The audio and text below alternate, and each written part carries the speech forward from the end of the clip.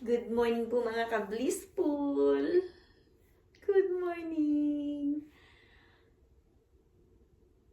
Ibigay mo na ang aking Christmas bonus.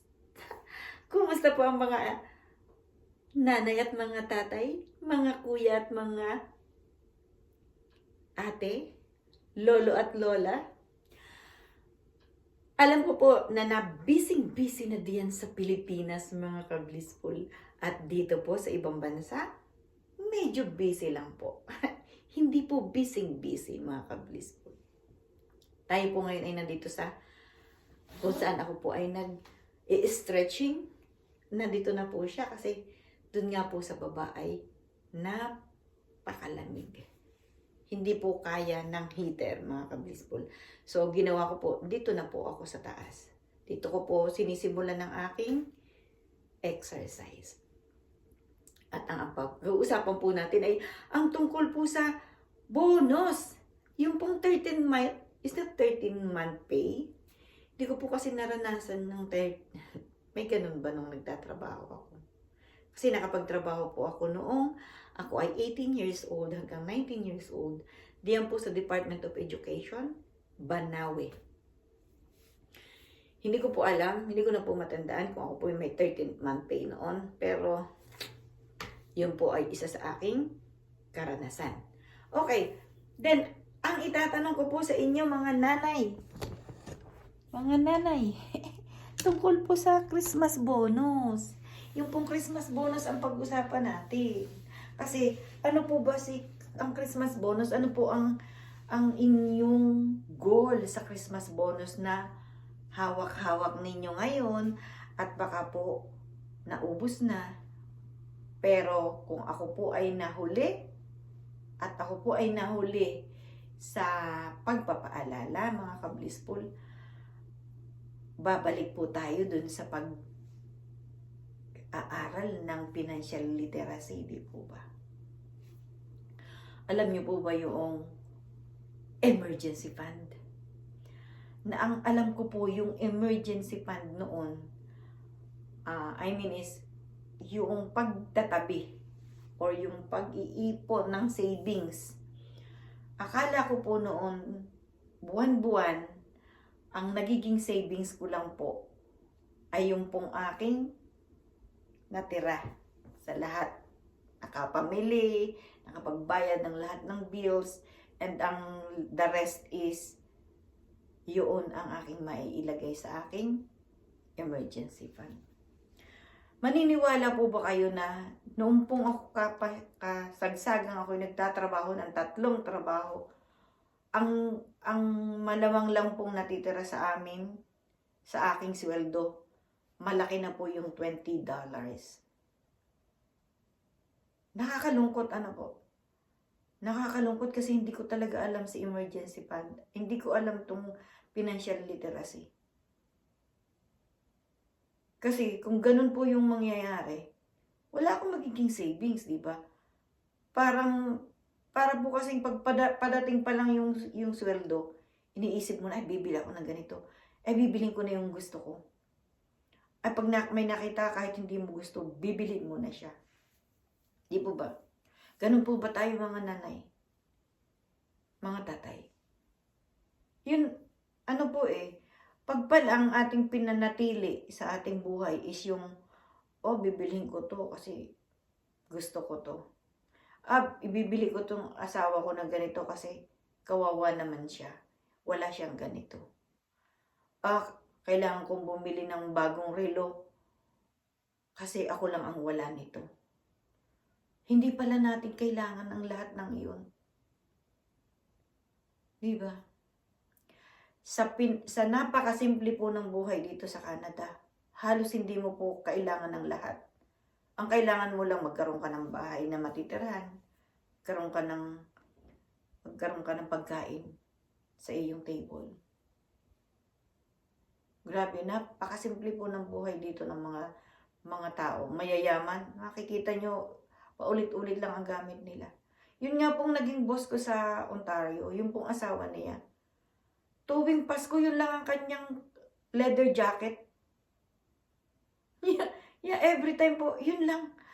Ilang taon ako nagtrabaho sa kanila? 8.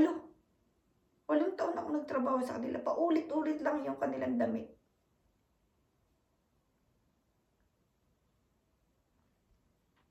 Napakasimple. So, balikan po natin yung emergency fund na sinasabi ko. Yung po palang emergency fund, 3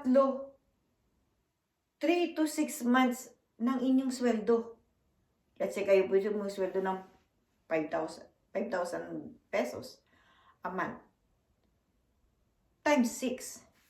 Yun nandun yung sa emergency fund. Na yung pong emergency fund ay anytime pwede po ninyong kunin pag may emergency. Hindi po, ang emergency fund po ay yung pong emergency talaga. Well, iisa-isahin ko po yung mga naisip ko. Ang birthday po ay hindi emergency fund. Ang birthday po ng asawa, ang birthday po ng anak, hindi po siya emergency fund, mga ka-blissful. So, ibig ko pong sabihin, gusto ko pong hinay-hinayin yung aking pagsasalita kasi para po maintindihan kahit po kaunti. Ang emergency fund po ay yung emergency talaga. Lalo na po diyan, wala naman po, karamihan po wala naman kayong medical insurance po diyan, di po ba? Yeah, may medical, ano ba yung sinasabi? Basta hindi ko po alam kung ano yung pero ang problema po diyan sa Pilipinas yung pong medical po ang hampas po yun sa ating buhay. Pag po hindi natin na imulat ang ating mata, kaawa po. Aywan ko po ba bakit kagabi, kaninang madaling araw, ang napuntahan ko pong mga cases ng aking napapanood is tungkol po dun sa mga may sakit, may mga nawawala na tao na for a long time hindi na nila nakita yung kanilang mga anak, yung kanilang mga nanay. Aywan ko po kung ba't ako dinala sa ganoong panoorin. Pero, syempre, ang lahat po ng nararanasan ko, yung po ay may connection kung ano po ba yung dapat kong. Syempre, ako po ngayon ay nakiksasalita na sa inyo. Marami po ako nakakausap at kung hindi man po ninyo napapanood ito ngayon, mapapanood po ninyo ako in the future. Madadala din po ako or dadaan po ako dun sa inyong buhay na mapapanood po ninyo ako, mga ka-blissful. Alam ko po dadami pa po tayo at hindi po ako titigil sa pag-share ng aking pong knowledge, ng aking pong naintindihan sa aking pong pag-aaral. Opo, napakahaba na po ng pag-aaral para po sa akin. At syempre, ang babalikan ko po pag po ako ganitong nanghihina po ako ngayon, mga ka-blissful. Tulungan niyo po ako mag-pray and alam ko pong yung pong pagtulong sa aking sarili at pagtulong sa ibang tao, unti-unti po yung nakakapagkwento ako ng aking pong naiintindihan dito sa aking pong inaaral, mga ka-blissful. Opo,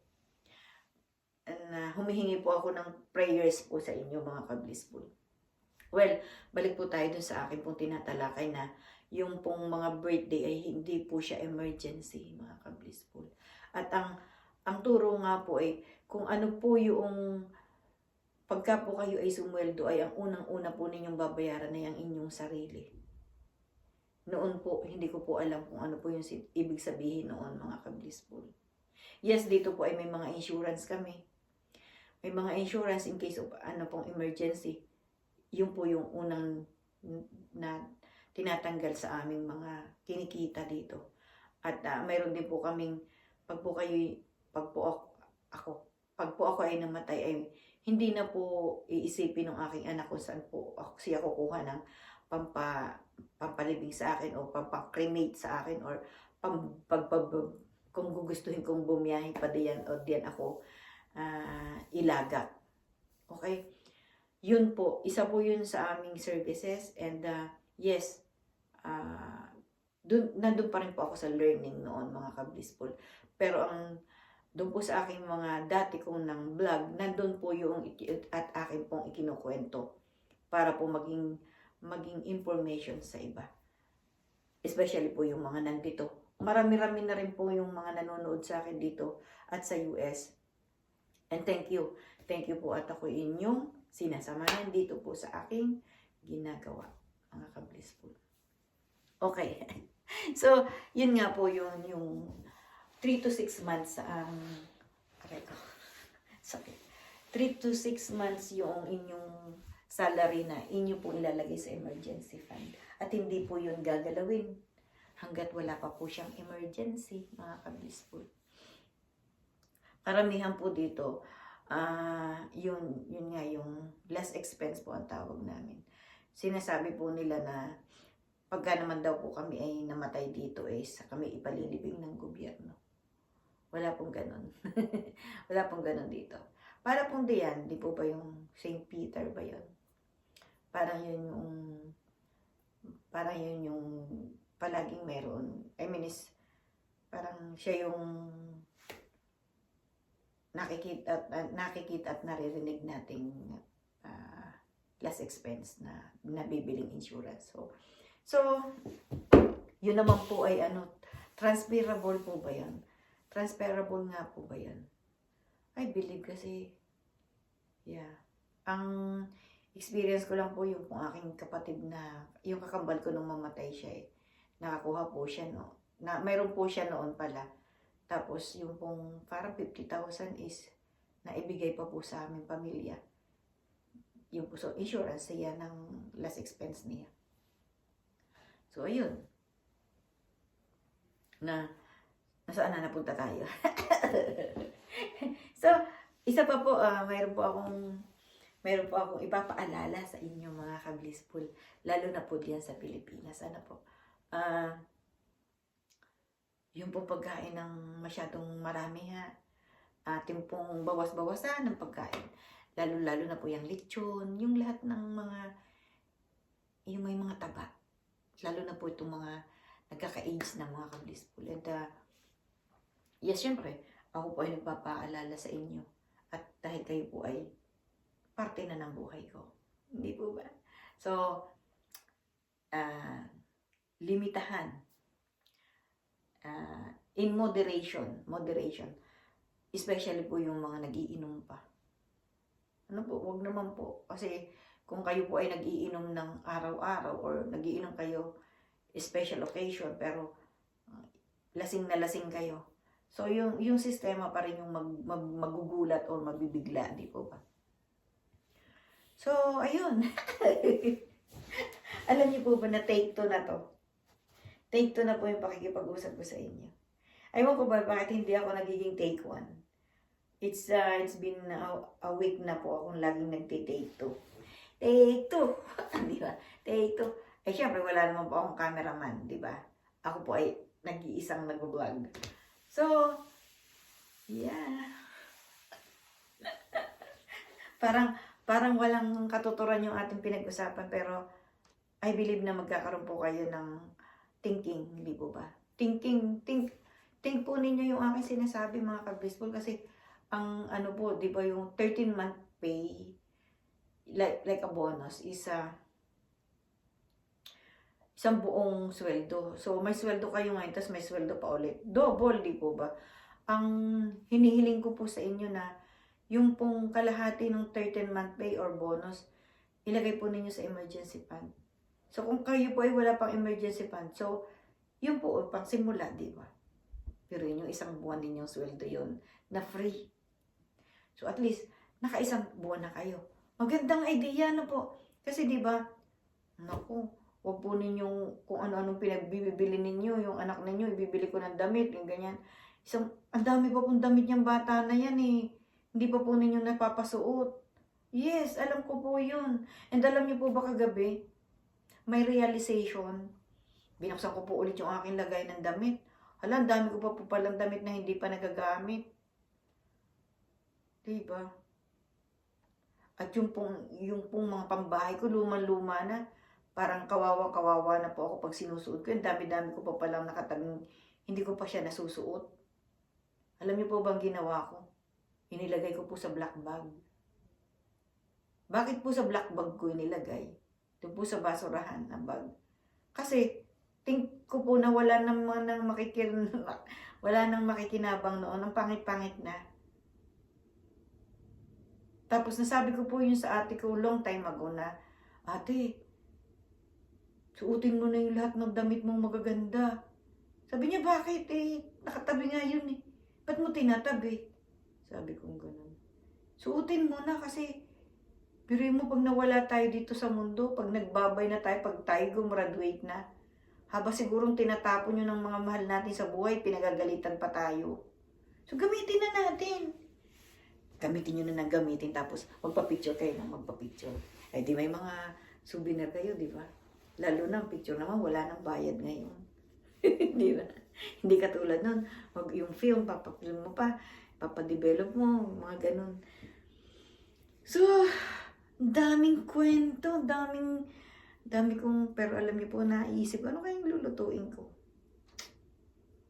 Para masarap pong magluto ng arroz Valenciana. Di ba?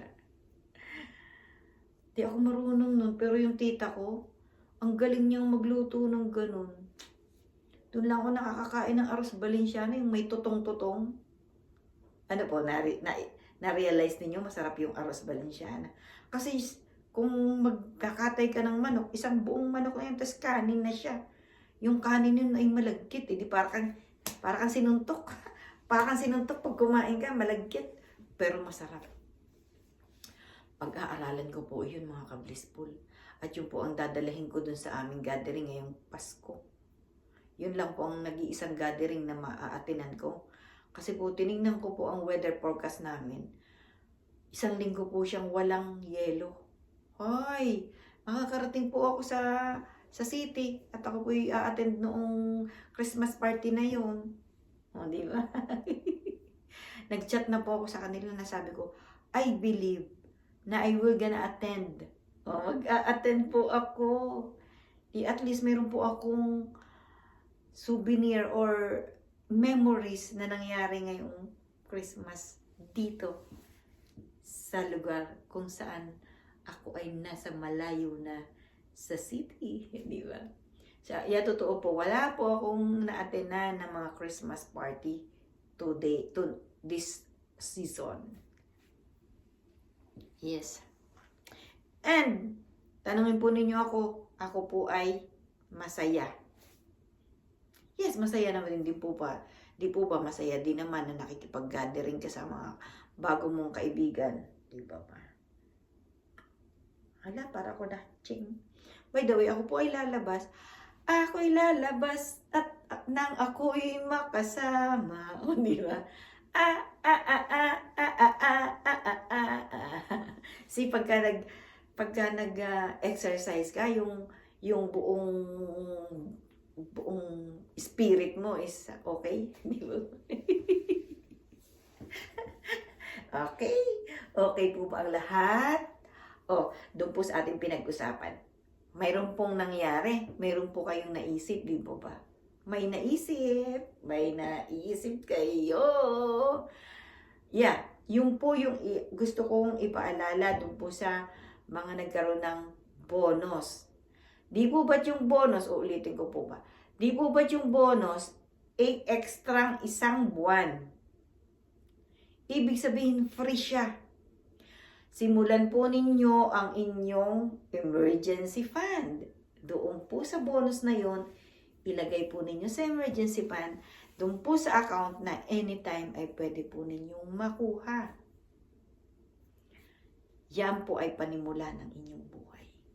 Panimula po na ito pong itinuturo ko sa inyo, inuulit-ulit ko po sa inyong financial literacy, ay inyo pong kumakatok po sa inyong puso. Ano po bang gagawin sa bonus na iyan? Kasi yan po ay isang blessing. Hala, baka naman po ako late na dito sa aking mga pinagtadadada. Ano po ba ang bonus? Kailan po ba siya lumalabas? Kailan po ba siya binibigay? Baka naman napaka-late na talaga. Ano ba naman to? May lumilipad po. So, ayun lang po muna mga ka-blissful. At tayo po ay ulit magkita po muli. Akin pong inilalayo ang aking mukha dahil ako po ay may sugat po ulit ako dito. Gawa po sa cold. Nagkaroon po ulit ako ng cold sore. Dito po sa corner ng aking bibig. So, thank you so much mga ka-blissful. Ingat po kayo palagi. Bye!